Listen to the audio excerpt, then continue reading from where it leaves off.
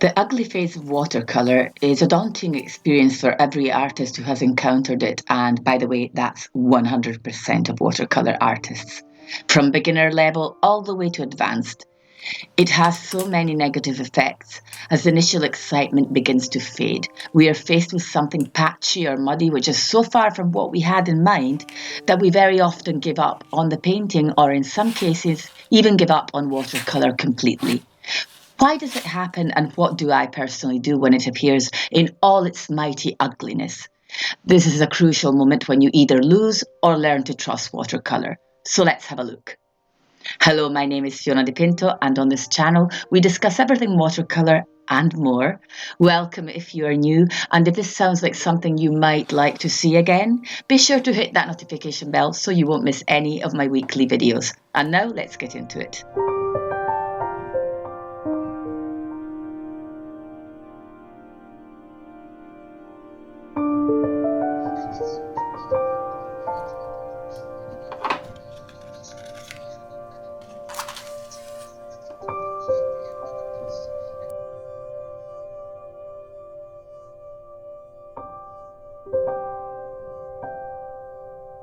In watercolour, nothing goes as expected, and if it does, it's a rare occurrence.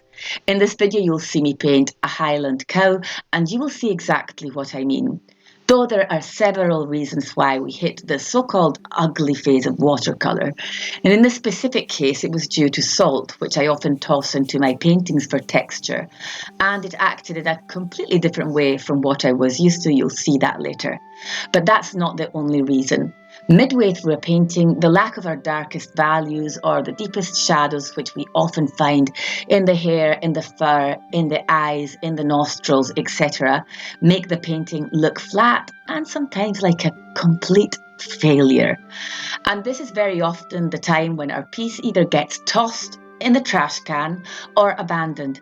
Or worst case scenario, we end up deciding watercolour is definitely not the medium for us and that we are absolutely terrible at it.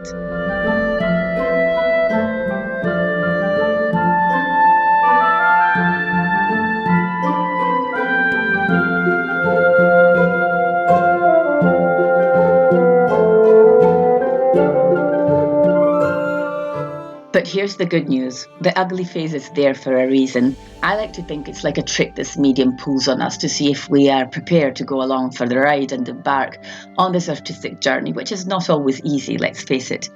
It tosses an obstacle at us, so to speak. It's a caterpillar before it turns into the butterfly.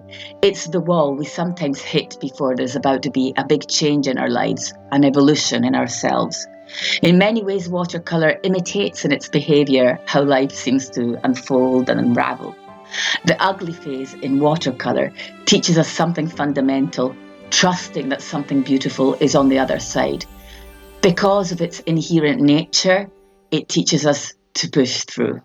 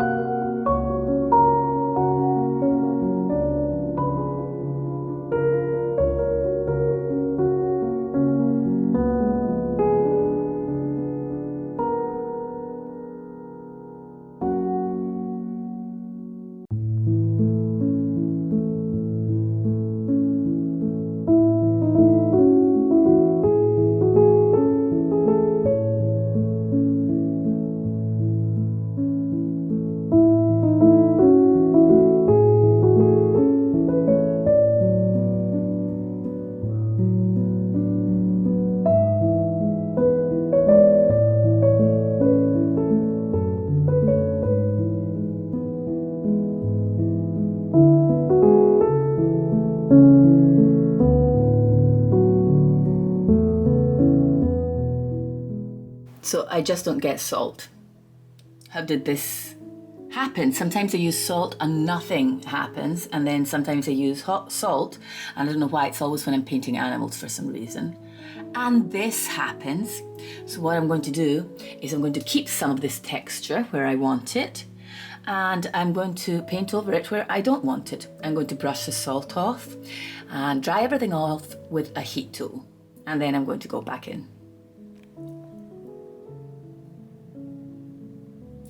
This is crazy. Learn to accept mistakes and paint around them, maybe integrate them into your piece.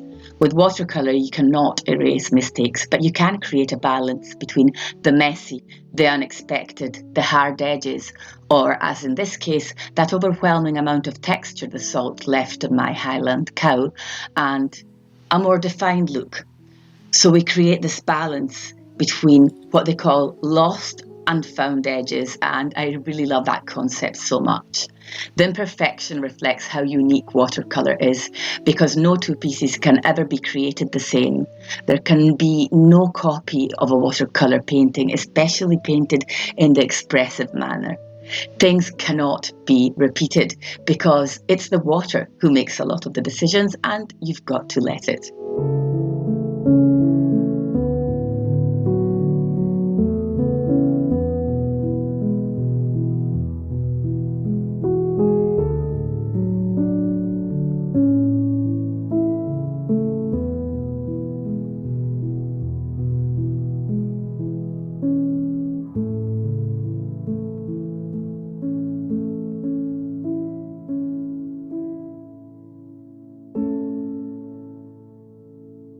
As usual, I'll take this small section of the video to remind you that I have a bubbling and thriving art community with several live drawing and painting sessions every month. It's been so inspiring for me working alongside this community I was so lucky to be able to create. The support and the fun we have is real. I would never have thought I'd benefit from it so much, and that I'd meet such interesting people from all over the world. I will leave all the information about everything that I offer in the description box, so if that is something that you might be interested in, be sure to check it out.